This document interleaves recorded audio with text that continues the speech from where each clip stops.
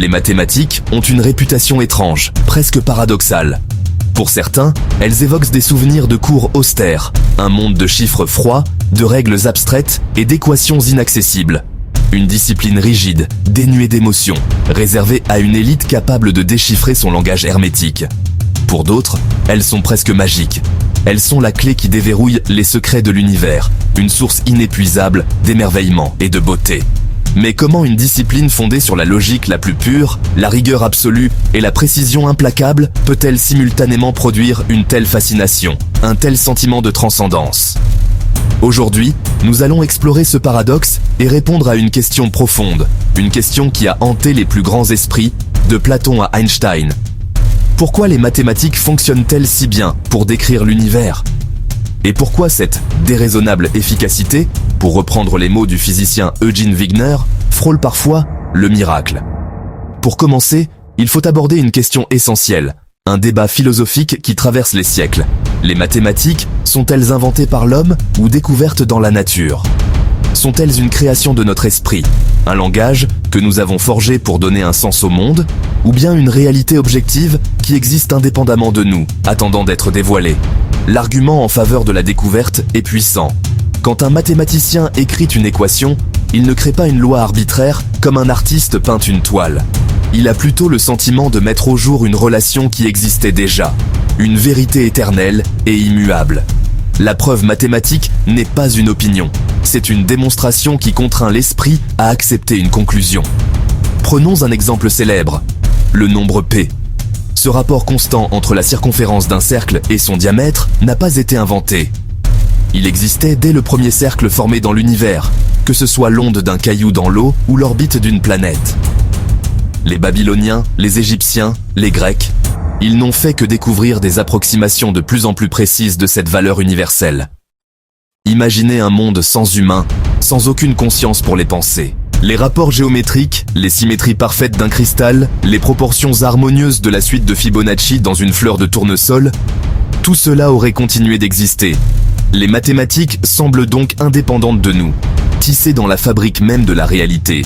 Et c'est déjà une première forme de magie, cette idée d'un ordre préexistant que nous ne faisons que percevoir. Mais voici l'aspect le plus impressionnant, le plus troublant. Les mathématiques ne se contentent pas de décrire le réel que nous observons. Elles permettent de prédire des phénomènes avant même que nous ayons les moyens de les voir. C'est là que la science-fiction semble rejoindre la réalité. L'histoire des sciences est remplie d'exemples spectaculaires. Au XIXe siècle, l'astronome Urbain Le Verrier, en étudiant les perturbations de l'orbite d'Uranus, a utilisé les lois de Newton pour calculer la position d'une planète encore inconnue. Il a envoyé ses calculs à un observatoire, et la planète Neptune fut découverte la nuit même, exactement là où les mathématiques l'avaient prédite. Plus tard, les équations de la relativité générale d'Einstein ont prédit l'existence des trous noirs et des ondes gravitationnelles, des décennies avant que nous puissions les détecter. Les équations de Paul Dirac ont prédit l'existence de l'antimatière, une particule miroir de la matière, avant qu'elle ne soit observée dans les faits. À chaque fois, le scénario est le même. Une théorie purement mathématique, née de la contemplation de symboles sur une feuille, annonce une nouvelle pièce du puzzle cosmique. Puis, des années plus tard, les expériences, les télescopes, les accélérateurs de particules viennent confirmer ce que les maths annonçaient depuis le début. Pensez-y un instant. Autrement dit, on écrit des symboles sur du papier, et l'univers obéit. On manipule des concepts abstraits dans notre esprit, et ces manipulations correspondent précisément au comportement du monde physique, à des échelles allant de l'infiniment petit à l'infiniment grand. Ce n'est pas de la magie surnaturelle, c'est la manifestation d'une cohérence profonde, presque mystique, entre le langage mathématique et la structure de la réalité. Ce qui nous amène à la grande question, le cœur du mystère. Pourquoi la nature est-elle mathématique ? Pourquoi l'univers semble-t-il écrit dans ce langage ? Pourquoi retrouve-t-on des lois physiques simples et élégantes derrière des phénomènes d'une complexité inouïe ? Pourquoi les symétries sont-elles partout ? Des particules élémentaires aux galaxies. Pourquoi des structures récurrentes, des motifs, des régularités émergent-ils à toutes les échelles ? La réponse actuelle est aussi simple que troublante. Nous ne savons pas vraiment pourquoi. Il n'y a pas de preuve logique qui démontre que l'univers est compréhensible ou obéir à des lois mathématiques. il aurait pu être un chaos pur, un tourbillon d'événements aléatoires, sans rime ni raison. Le fait qu'il ne le soit pas est peut-être le plus grand mystère de tous. Mais ce que l'on sait, c'est que les mathématiques offrent le langage le plus précis, le plus puissant et le plus universel jamais créé pour décrire le réel. C'est un alphabet qui nous permet de lire le grand livre de la nature. La réalité semble suivre des règles abstraites, des principes fondamentaux, et les mathématiques sont l'outil unique qui nous permet de déchiffrer ces règles, de les formuler et de les utiliser. Il suffit de regarder autour de toi, les spirales majestueuses des galaxies qui rappellent celles des coquillages. La géométrie parfaite des flocons de neige, où chaque branche est une variation unique sur un thème hexagonal. La croissance des plantes qui suit la suite de Fibonacci. Les motifs fractales des deltas de rivières, des éclairs ou des feuilles de fougères. Ces formes ne sont pas le fruit du hasard. Elles obéissent à des lois géométriques, à des équations de croissance et surtout à des principes d'optimisation. La nature, contrainte par les lois de la physique, semble constamment choisir les solutions mathématiques les plus efficaces, les plus économiques en énergie. Une bulle de savon est sphérique, car c'est la forme qui minimise la surface pour un volume donné. La lumière voyage en ligne droite, car c'est le chemin le plus rapide. Les maths ne sont donc pas seulement dans les livres de savants, elles sont inscrites dans la structure même du monde, dans chaque atome et chaque galaxie.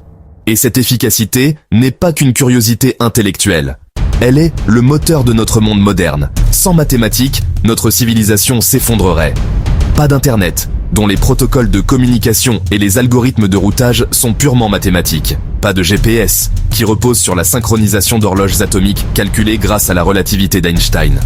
Pas de smartphone, dont chaque composant, du microprocesseur à l'écran, est conçu grâce à des modèles mathématiques.